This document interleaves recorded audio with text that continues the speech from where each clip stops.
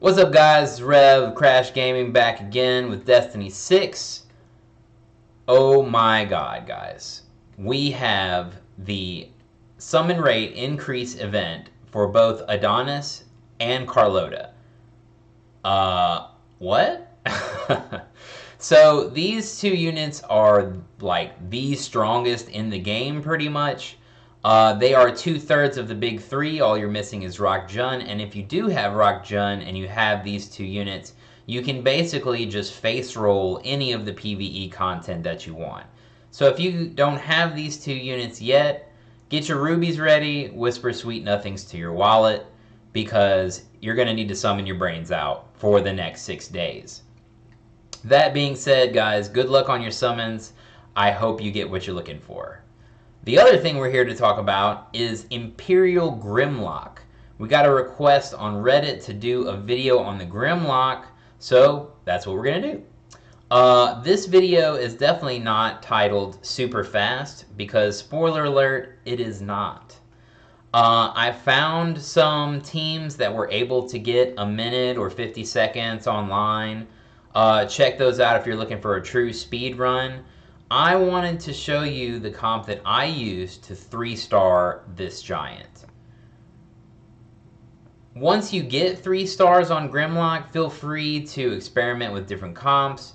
Try to get your times down maybe to that 50-second, 1-minute mark. But until then, this is the comp that I suggest for 3-starring it. So I'm using Paper Kerr and, surprise, surprise, Paper Adonis and Scissor Carlota. I'm also using Scissor Unuk in the striker position just for the damage mitigation. Alright, let's get right into it. Obviously, if you have the big three, you can use them on this giant. You will not be breaking him, so you will not be able to get the 3 stars that you want. But it will be successful as long as you can keep the cooldown on that shield at a reasonable time. Alright, here we go. The first thing you're going to want to do is pull back. That is going to make him allow you to break him. So just grab your team as soon as they get in and pull them back. So we're just going to wait here, and as you see, he's going to let us break him the first thing, and then you shield. Do your cooldowns. We're going to go through a chill. I have a lot of resistance crests on my unit, so you're going to see me resist the chill every so often. If your shield is down and you're sitting there with some extra time, you can go ahead and stun him, because the reason that Kerr is so good on this stage is that this giant is actually susceptible to stun breaks. We'll get one right there. See how he's stunned there? See, our shield had 16 seconds on the cooldown, so we can go ahead and do that. Also, at this stage, we're not going to get hit a whole bunch. We're not going to die from the hits that are close to him. It's really when you get far away. See how much the chill damage was there. Also, these units that are going to come up while you're fighting him, they're just distractions. They won't be able to kill you, so don't focus on fighting them because they're not really threats. And that's just going to slow you down. But your team is going to go for them like a piece of meat, so watch out for that. Alright, so we go back. See, they're trying to run after him. No, don't go. Yes, go. We don't need this. Okay. If your breaks start glowing red and it's not the giant, do not hit them, or at least drag them to him, because you will be flying off in the wrong direction if you do. Alright, we get some breaks on him. There we go. Alright, we use our cooldowns. We just hit him with everything you've got every time you break him. We go ahead for the Unuk strike. We get the cooldown. Put the shield back up and wait for the next time we are able to break. You can go ahead and use Adonis's break just for extra damage. It will not break the giant. He is resistant to those breaks. And usually you're only going to get 2 breaks at any one time. So don't stress out if you only got 2 when you could have gotten 4. It'll work out, don't worry. Alright, so we get some more cooldowns. Again, we get chilled and hit, but it's okay. We get to break again. And we shield up. And run back. They are going to run straight for the extra units. Don't worry about that. Just take them and pull them back to the giant. We break him again. Hit him with everything we have. And calmly wait for... See there? Look, we had to kill one of them. Kerr was too excited about that. Alright, shield back up. Alright, we get a chance to break again. We get those 2 breaks that we're used to. Maybe even... Oh, we got all 4 this time. Okay. We got frozen, no big deal. None of his moves that he does close to him will really hurt that much. Maybe that's because I have it 3-starred. I'm sure that would hurt more if I didn't, but also I walked in with 58,000 HP, so here we go. It's about 3 minutes. We can get it at 2.5, but the average is about 3 minutes. And there's our 3 wonderful 3 stars that we've gotten. I'll show you the orbs just briefly. The crests I put on just for the set bonus, so we won't look at those too hard. Plus it makes the video take forever, so I'll just show you the orbs.